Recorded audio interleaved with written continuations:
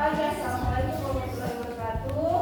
Waalaikumsalam warahmatullahi wabarakatuh.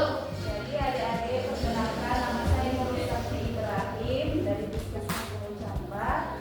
Hari ini saya datang untuk melakukan kejuruan tentang infeksi menular seksual. Ada yang tahu apa itu infeksi menular seksual?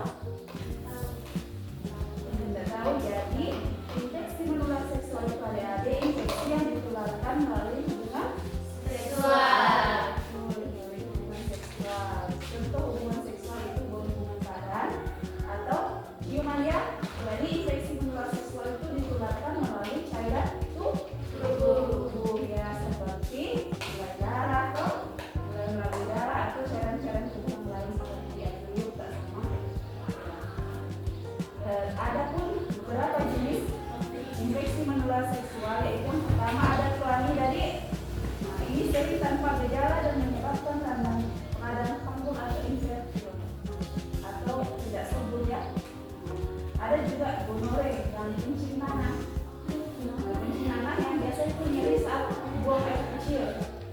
Terus ada namanya sifilis, yaitu tahap awal berupa luka, tidak nyeri dan dapat menyerang organ tubuh yang tidak diobati.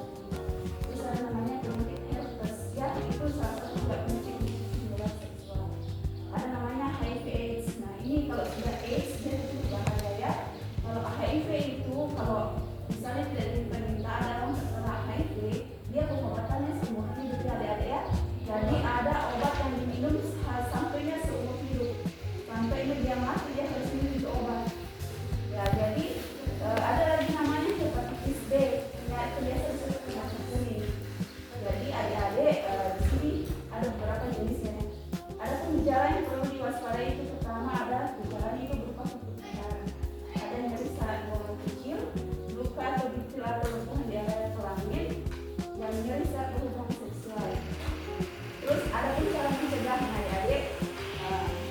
Ini menjaga apa namanya pergaulan ya, hindari pergaulan bebas untuk adik-adik. Terus setia pada pasangan, artinya adik itu menurut pasangan. Jadi pencegahannya sekali ini itu menjaga pergaulan